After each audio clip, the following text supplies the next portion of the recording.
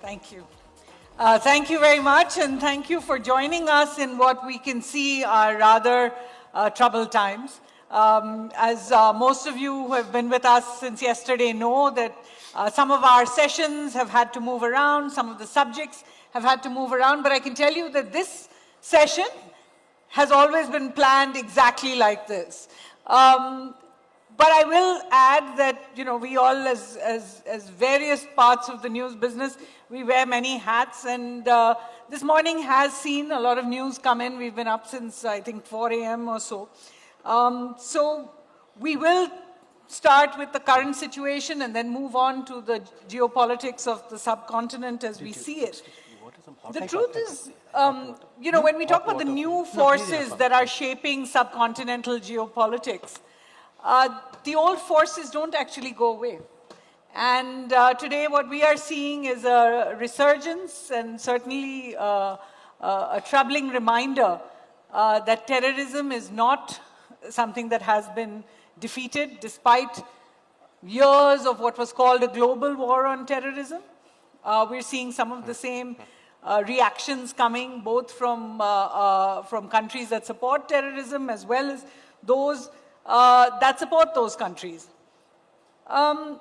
And the truth is, as we said yesterday, for those of you who are here, we're in the middle of a century, the quarter mark of the century that has already seen in the last 5 years, COVID, the Russia-Ukraine conflict, the Israel-Gaza conflict, the advent of a new prime minister in the US who's threatening to upend all the rules.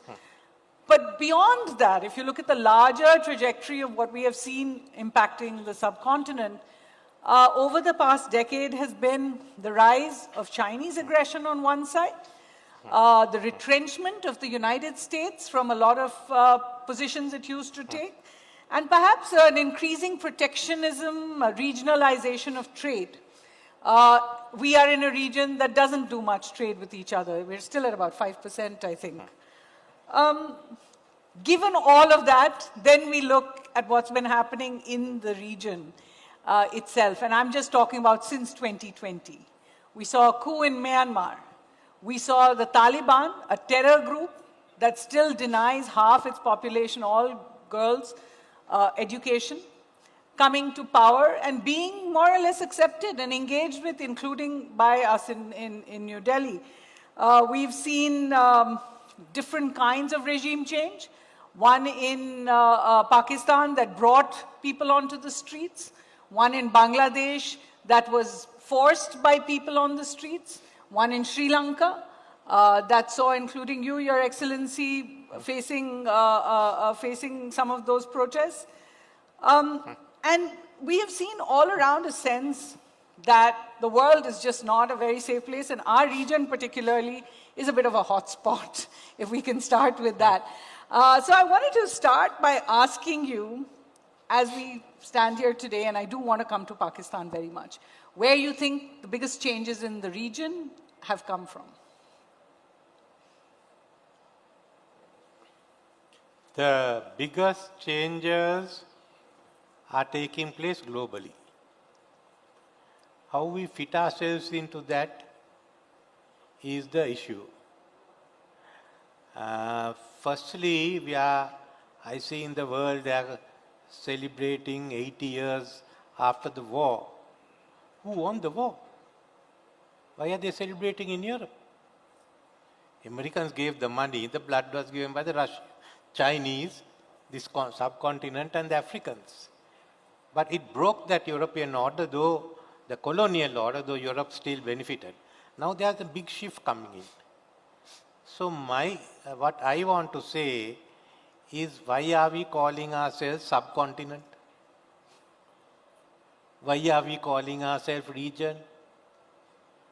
We call ourselves South Asia. I was a minister at that time. Because by that time everyone else had taken a position in ASEAN or some other thing. So I used to say we are the leftovers. What do we call ourselves? And President Rahman from Bangladesh said we call ourselves South Asia. So we are really the leftovers. But if some went to ASEAN, others were with the hub and spoke system of USA. So my idea is whether we should not think aloud and think separately. I have some notes on it. Can I say something? Please do. Maybe I Would should you like to read go from on? there, yeah? Absolutely. There are still questions, though, about exactly who came up with South Asia first. Please go ahead. Okay, Rahul. ask me that first. No, ask me first on that, then I'll go to this. All right. Okay. Because the sense has always been that this is brought in fact, as a geopolitical influence from the United States. And that it was, in fact, a US State Department memo in the 1950s that first referred to South Asia as a term. Since then, of course, as you point out, it has now become current. Yeah. No, we took the South Asia term because we know the term. We knew it was in the US State Department, but look, we were the leftovers. Well, I mean, Okay, we were had in the Himalayas. subcontinent.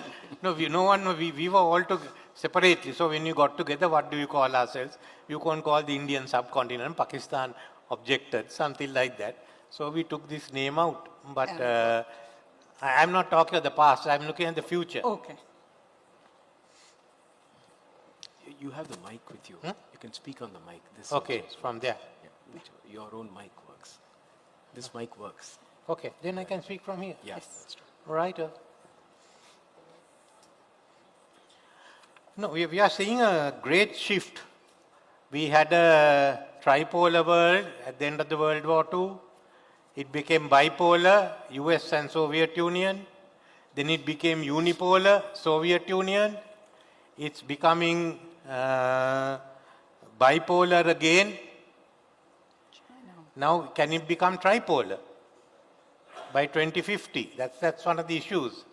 Then it won't be Europe. If it's tripolar, bipolar is going to be America and China. If it's tripolar, America, China and India. So these I think the issue and was there for the region. So what I had thought was of talking of the forces that are going to shape our region's geopolitics during this time of uncertainty. Now, if you look at the PricewaterhouseCoopers record, then the third largest economy, the three largest economies will by 2050 is going to be China, India, USA. And India's GDP will go tenfold into 30 trillion. Of course, Mr. Advani says it will be about 1 trillion every 18 months. But according to Goldman Sachs, where Jim O'Neill made the BRICS, it will be China first at 41 trillion, US second at 37 trillion, and India at 22 trillion. So you all are basically, India is moving between 25 trillion and 30 trillion. It's not only that. It's not a question of the India is second or third. You look at the world, the next one is going to be Indonesia. And that is range about 6 to 7 trillion. So you can see the big gap. 3 people very close and then a big gap. But more than that, India will also be the most populous country, 1.6 billion in a world of 9.8 billion. But more than that, the development in our region, among the top 30 countries according to PricewaterhouseCoopers, there will be Japan and South Korea also in East Asia. But remember, an area which consists from Iran to Vietnam, I tell you why I took that. It will have Iran, Pakistan, Bangladesh, Thailand, Malaysia, Indonesia and Vietnam, which will have a collective population of 2.7 billion out of that 9.8 billion. And a combined GDP which will be somewhere close to 40 trillion, if not 35. So this is going to be, then we are not counted in Singapore and Brunei, which will have one of the highest per capita incomes. And you will have 3 nuclear powers. Right. So you are going to be, this is going to be the most powerful region in the world. And we can do so if we get out of our traditional mindset, which is what I told you, how we came about to use the word South Asia. Then what exactly is an Indian subcontinent? It's not a geopolitical term, it's artificial, made during the British Empire. This is only a physical landmass which had jutted out onto the Indian Ocean and divided into two. But it's also been an extraordinary geopolitical platform. From this landmass came for 2 million or 2 millennia, you have seen, starting from the Indus Ganges civilization, there has emanated religions, philosophies, sciences, mathematics, including the North, astronomies, medicines, languages, culture, literature, which has shaped this whole Asian continent from Vietnam all the way up to Iran.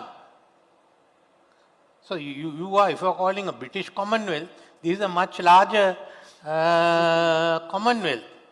So, I mean, if you read, we all have all read both Amartya Sen and William Dalrymple, you see what that world is. So, are you laying a claim to that? Are all of us going to lay a claim to that or not? What is, as they say, what is subcontinent to Sri Lanka? Okay, yes, Buddha is from northern India. Our connections, one is with South India. These ministers are nice, some of us believe in Rahu Kale, others like me don't. We have Taipongals and the whole system and Appam and all. Beyond that, what is no? But then I go up all the way to Vietnam because Theravada Buddhism we have sent up to Vietnam. So I find a commonality. But then you have the Ramayana going there. You have Bali, Hinduism. So if we keep ourselves to this, we are in here. But if we look further, I can go out there. We can even something common even in Iran. So it's a vision of a much larger land area, larger population, and larger economics. So into this, we'll have adjacent to us East Asia, Central Asia, Turkey, and the Arab world up to Egypt. So you're in a position of getting a landmass which will be the most important. At one time, everyone thought Europe was there. The empires were there and the European Union was there. Right. But if you're having this, why don't you look at it? And you have to remember economically, traders in our areas, led by these large trading guilds of South India, the 500 merchants and others, they dominated it, not Pallavas or Anuradhapura or Pandyan. Those kings just moved around. But these are guys who had everything up to Vietnam. How did Kaundia? Kaundia was going to China and someone caught hold of him and he had a kingdom there, like you talk of Prince Vijay here. So it looks as everything has originated from Odisha. But with all this, and even today you are talking of the IMF and all. But look, how much of unofficial money moves between us and Chennai? Hawala systems are there, the hundi is there. Anyway, I can get money sent anywhere from that. I need not get permission from a central bank or anywhere. That's part of what we have left behind. So you have IMF. What they don't realize when we are doing our plans and our changes on the fiscal and monetary side is that we have hawalas and hundis and now we have Dubai also to make it more complicated. So now we are seeing a world in which Trump has disrupted the WTO, which he has opposed. So he has challenged a global order made by the US. It's something like a cat eating the kitten. Anyway, we have to live with it. You can't put it back. And I think we all look towards US as the engine, but now it's shaken. So regionalism is going to be more and more important. And what is this culture that we can have? That's what I'm looking at. Because we are having an area, we are having an area which will overlap RCEP, ASEAN, the Progressive Agreement on Trans-Pacific Partnership, BRI, So that's, now I know at the moment there are conflicts between all and Pakistan, but if you go up to Iran, you control the whole Makran coast. Makran coast is the most important one, because in that India has the north-south corridor through Chaba, which goes to Russia and Europe. And then China and Pakistan has Gouda, which goes up through all with the Friendship Highway. Then you are thinking of the India, Middle East, Europe.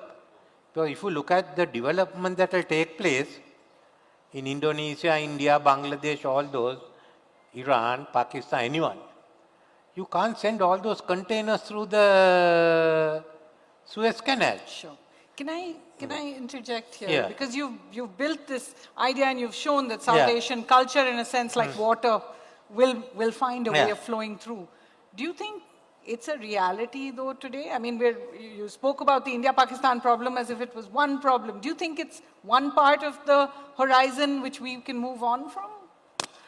You're the veteran of the whole South Asia, SARC movement. In 79, I went first time to China. Looking at that, I didn't think it's going to be the global power today. That's right. You know where they got the idea for Shenzhen? This social free market economy within a socialist from Sri Lanka's free trade zone, Free trade. which they have started. I have come to India. How do I think it's going to be? It will be a 30 trillion economy. Do you want to take it or not? Then someone must lay leadership and take it there. Are you willing to take leadership and take it there? That's even if you don't, it will just be this thing. Who thought China is going to do BRI? Somewhere Z thought I will put BRI, and he's getting BRI done. Like what Prime Minister Modi has done now. So someone has to take that baton up. But I am giving you the possibilities, because I am not a person who wants to be out there. Then you have the Colombo conclave. You have IRA, and we proposed a central secretariat for the Indian Ocean when the India Foundation we met in Oman. So these are going to be the areas. So what are the forces that will dominate? It won't be all this. It will be economics. It will be trade. It will be investment. It's going to be connectivity. It's going to be logistics. It's going to be diversification. It's energy. And the biggest potential is also going to be in the Bay of Bengal. India, Bangladesh, Thailand, Malaysia, Indonesia, Singapore, all within this. Then you come back to the original place. I mean, the British came to take the trade out of Bengal, destroy the trade there, and took over Calcutta, and they destroyed. I mean, they got control of the Bay of Bengal, and they destroyed it. So now it is coming back. And what are the developments? You must remember now, in the eastern side of the Bay of Bengal, big developments are taking place. In the west of China, Western China development, Chongqing is coming up, Chengdu is coming up. And there is the Singapore Chongqing Economic Corridor. There is the other connectivity they send through Vietnam. The Belt Railway is coming, but they are building up and connecting. One port they are building, other they will start building, other one they are building Rangoon straight up to Kunming and Kunming. So you get that coming down into the eastern side of Bay of Bengal. Sure. If I could at that point bring in Ambassador Tirumurty, President Wickremesinghe has really drawn a broad canvas. He's spoken about the power of imagination, what we can be if South Asia is able to take steps towards trade, connectivity, and all of these issues. Give us the overpowering reality, though. Yeah. Do you think this is possible?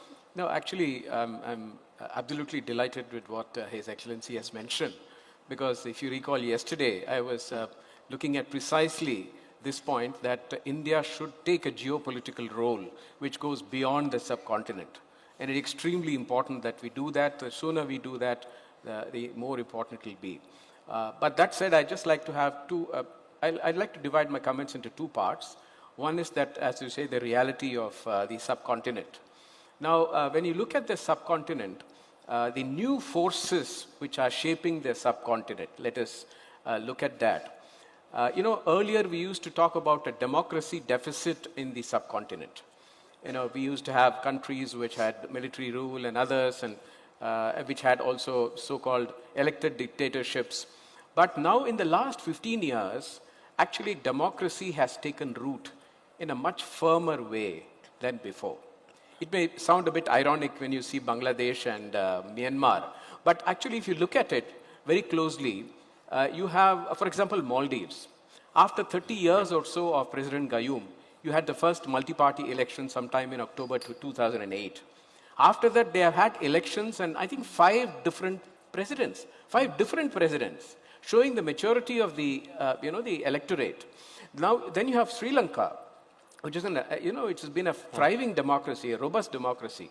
Yeah, Bhutan as well. Yeah, but they had, the LTTE, which constrained them.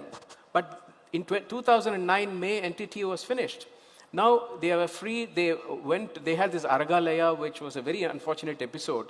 But you have His Excellency, who actually stabilized the economy and brought democracy back, and it is all vibrant. Then you had Bangladesh, and even Bangladesh, after all the military rule and others, in 2008 they had elections. It was one of the cleanest elections. In fact, the electoral roll was supervised by the UN at that time. And Sheikh Hasina came to power.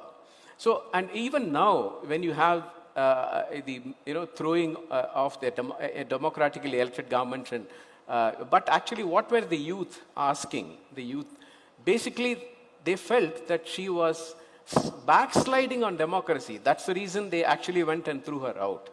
That is how I look at it. So it was not that they wanted out. They wanted her out because they said, you are backsliding on democracy. And Myanmar is another case. In 2010, you had, after 20 years of military rule, you had elections. Aung San Suu Kyi was freed after 15 years. So 2010, you had 3 elections after that. It's very unfortunate they have gone back, but now they are realizing the difficulty they are having, even to control it. They are not Senior General Tan Shwe. He is a very different. And even at that time, if you recall, 2008, General Musharraf, President Musharraf at that time went into exile, and they had a civilian government. No, why I'm saying is that now democracy is coming in a much firmer way, and I think that is one big change. The second change is the power of youth. If you look at Bangladesh, it was the youth which took on the entire mantle. It may have been hijacked later, but it was youth which came out. You look at Maldives, it is the youth which is coming up. You look at some of the developments in Sri Lanka, it is clearly the youth. And even in Myanmar, the younger leaders are driving it now. The NLD leaders of the old bloc, they are not being listened to. And it's happening all over our subcontinent. The youth power is coming up. And finally, I think this is something which ties in with what he was mentioning. If you look at geopolitical changes, all our countries want to develop economically, like he has mentioned, trade, investment, energy, and a whole lot of things. And we are doing pretty well. There have been ups and downs, and particularly, but he has been able to stabilize the economy in Sri Lanka. Now, if you look at the economic side and where we want to proceed, geopolitical changes will essentially mean right now the reset between the United States and China. Now, if that reset is going to have spheres of influence, then you're going to contend with an area which will potentially be under a Chinese type of sphere of influence. So we'll have to look at how will that impact our subcontinent and this region. The second is that it is natural for countries in the subcontinent to also have China and the US to have, I don't know what you call it, as a competition between China, US, India, and try to choose from them and get the space, the so-called strategic space. It's natural. We are concerned that it should not become a security problem for us. It is not about economics. And what should India do? And we are already doing it. If you recall, after 2008, 2000, that era, our development partnership with our neighboring countries went exponentially.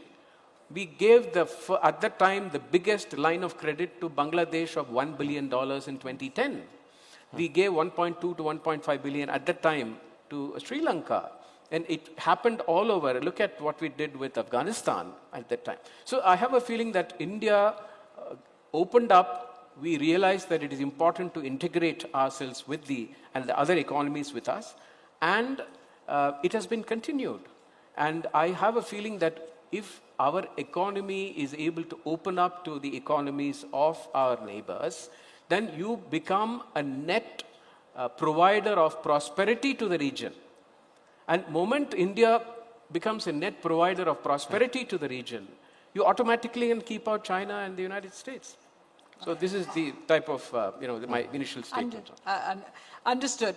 Since Ambassador Tirumurty brought up the subject of security, I have to address what is today the elephant in the room. Normally when we say elephant in the room, we mean China. But today, our entire focus is on dealing with the problem with Pakistan. In a sense, it is also the biggest problem, hurdle to South Asian unity, if you like. India's problems with Pakistan and particularly with cross-border terrorism. How would you say, as kind of a sort of a patriarch of the region now, because you have seen so many governments in the entire region, while you have been Prime Minister, while you have been President, what do you think really India should do? India, Pakistan, this is a big issue. But remember, this is not the biggest issue. If you don't find employment, and you have what happened in Bangladesh happening elsewhere, it can blow up in Pakistan anytime now. We are all going to be in this thing. What happened there, well, we have always condemned terrorism like what in Kashmir, but our one being Sri Lanka and others, we want to see this coming to a close because firstly, it's a question for the first time we are seeing a lot of AI, drones, others being used. It's not the normal clash that we have been. And something which I didn't think of yesterday, but yesterday night I was speaking to someone of my friends in US. And he told me something that's very alarming. American and other investors are wondering whether you should invest in India, which is prone to bombing by Pakistan. Now, those are things we don't think, none of us thought yesterday. But coming back, your attitude is, this is basically a dream. Can it be feasible? Mine is, how do we do it? Because are we going to grab back what we lost 2 centuries ago? I mean, when Europe talks of Chinese cheap goods coming in, I mean, they forget that you had cheap textiles here and they wiped it out to sell their textiles under the Industrial Revolution. And when China had a balance of payments in favor of them, they sent opium. So, I mean, this is a game that's going on. If we don't lift ourselves up, how are you going to manage? China has lifted a part of its middle class up, it still has to go. That's the same thing India has, all our region. So one of the other ones that I have proposed, therefore, is you looking at Bay of Bengal, if Chinese are doing that part, why don't we do this part? Well, I have the 2 ministers here. What's your fastest growing states? Where are they? Your Tamil Nadu, you have on this side, your Kerala on that side, you've got a port now. Tamil Nadu, Andhra, Telangana has no port. So, okay, we combine, that's what Prime Minister Modi and I talk. We have a land bridge. Okay, you have Trincomalee, which is what we are thinking of developing. Sure. And you have Colombo, you can even put a new port in that area. Immediately, just see how these 3 states will grow. I agree, Your Excellency, but I do have to ask that you put economic and development above security. But surely Sri Lanka could not do a lot of what it has been able to do until it stamped out terrorism in its own state and finished the LTT. Look, remember, we survived because despite terrorism, we opened up with this war going on, we opened up Mahaveli scheme, we got new power, we opened up 5 zones, with Chandrika was the 6th zone. So all of that, our whole economy was transformed during war. This will go on. Terrorism will be there. We have to prevent terrorism from coming into our country. We finished the LTT, who thought some Islamic terrorism were going to come and blow up the churches. That's a phenomena we have to live with. But what we want to see is that between India and Pakistan, there is a sort of a stable relationship. But even now the two national security advisors are exchanging views midway, which is good. And also that terrorism in Kashmir should end. But what is the guarantee you won't have terrorism in some other part? That is what we thought. So while we tackle that, we must take this. So do you want that growth to come to Tamil Nadu? Do you want that growth to come to Telangana? Do you want that growth to come in? I am saying you are looking at a problem immediately in Kashmir. I am looking at, wait, that's okay for you. I am looking at the issue in the global order is changing. Do you want to come there and be the number 3 or forget and still be where you are? You had this problem with Kashmir when you were a poor state.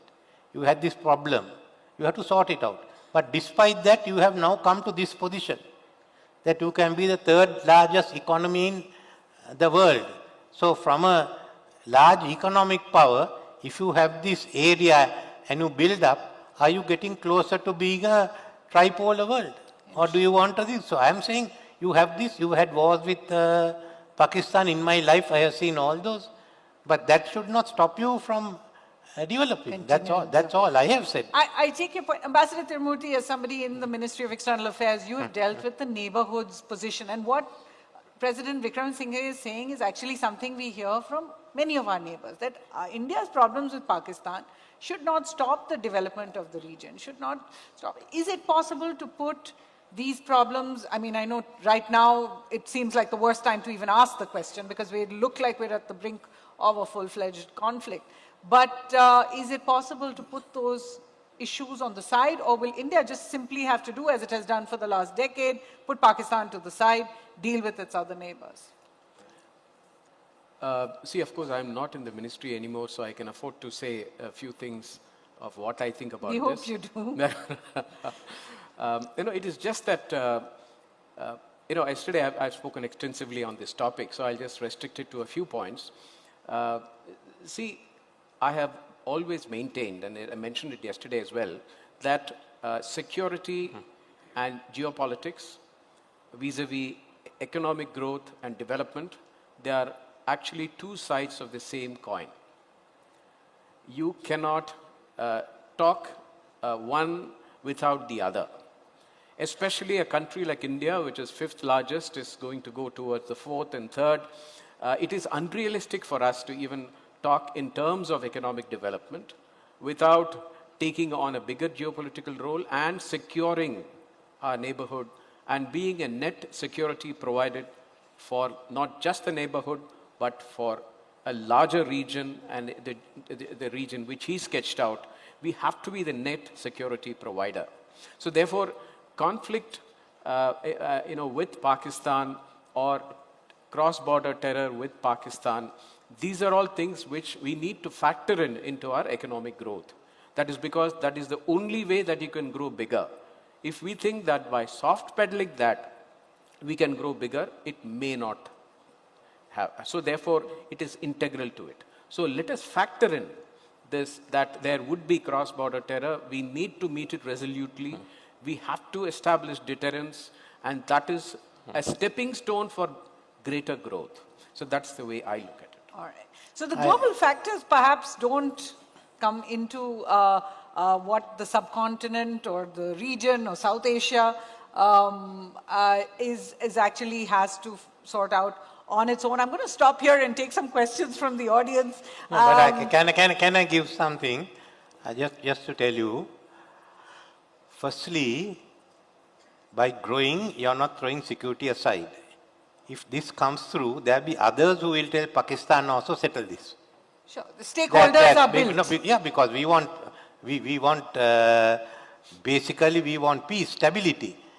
Secondly, there is an opening that is coming because of President Trump. But also President Xi has stood up to him. And that's creating this. This won't be there forever. If you are going to wait to finish Pakistan issue off before you come there, you would miss it. Then what is the option? Okay, we'll look more at China, that's all. For economic reasons, not security. Security, we have always said, India's security is good to us, and as I've told, we have so many arrangements. But okay, economically, we can't be trading with US, we are doing apparel. So now it's gone. So we have to look elsewhere. Okay, we have this, or otherwise we go to China, that's all. Don't complain. I mean, we can get into an entire different debate over whether China has proven to be quite the better option, especially when it comes to loans and economic issues. Mr. Narayanan, the former National Security Advisor, has had his hand up.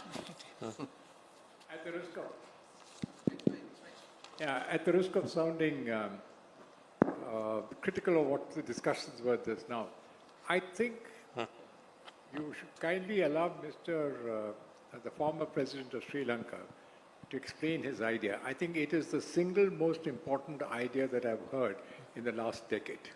He has talked in terms of a new coordinated effort in this part of the world, creating a system different from where we are not dependent on the West or the East, etc. Can you, sir, give us in about 5 minutes, what is your vision? Without, I mean, you've been answering questions about whether security comes before, but clearly you have a vision, and I think you give us the germs of that idea. There are people who can work on it, but I think, in my opinion, I've been around for a long time, in recent times, this is one of the finest ideas that has sprouted from this part of the world. No, it's in, as I said, changing global order. Don't have a unipolar world, whoever it is. A bipolar world is better, tripolar world is even better. And there's a big gap coming in the whole civilization, the whole world is the Indian Ocean. You look at history and tell me something else. It's us, the three largest. You have Hindus, Islam, Buddhism, you have Sanskrit, you have Arabic, you have Pali. Hasn't those influenced the world? And this is, what is China? China was big, but it was the Middle Kingdom. The Middle Kingdom has now covered with East Asia, all of that. Europe, the Western world has US, which is true. They are the ones who took them out of World War II. Then what do we do with our areas? So if you don't fill that gap up, then China will be the one, because US is saying, we are not coming whether you like it or not. You are doing it, but what I am saying is be there. We are not saying to scrap anything, but it's a tripolar world in which we are now claiming and getting in, and for that, we'd like to see India come up and take the lead. That's all I am saying. But it's up, you're giving back what should be there. Mr. Ram had a question as well. Yes, I think I second what he said. The vision of the former president of Sri Lanka is full of hope. I think it has many attractive elements. And as long as I've known Mr. Ranil Wickremesinghe, he's had at least this germ of this vision which has developed over this whole period. I'm talking about decades here. So I think it's really a progressive idea, and we should discuss it. Just quickly on the democratic deficit, there are two huge democratic deficits. One, of course, Pakistan, with the present, its export of terrorism, the ascendancy of the army, which has been strengthened by what's happened. But let's not forget there's a huge democratic deficit in India with the present government. Many of us are facing it, journalists and others. In Pakistan, the election was stolen from Imran Khan's party. Everybody knows it.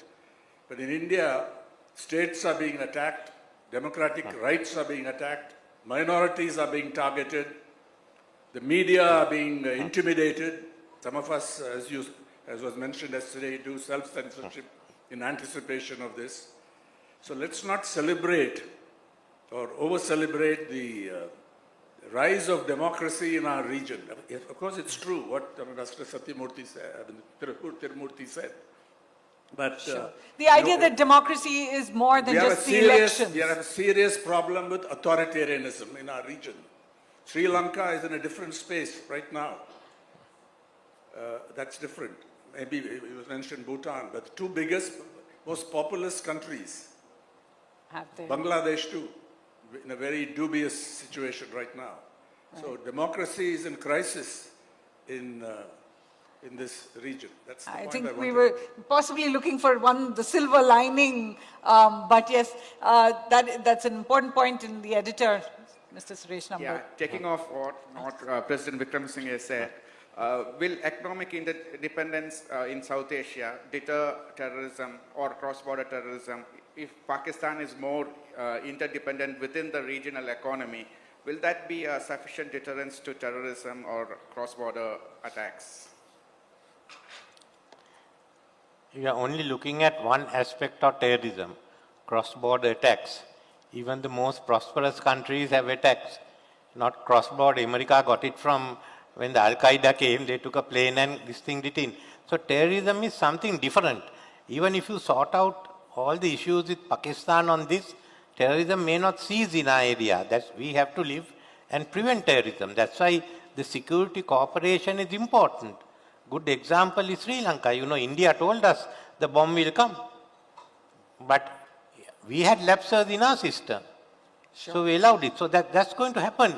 It's completely the same. In this instance, terrorism cross-border has caused this conflict between India and Pakistan. But terrorism per se is a different issue.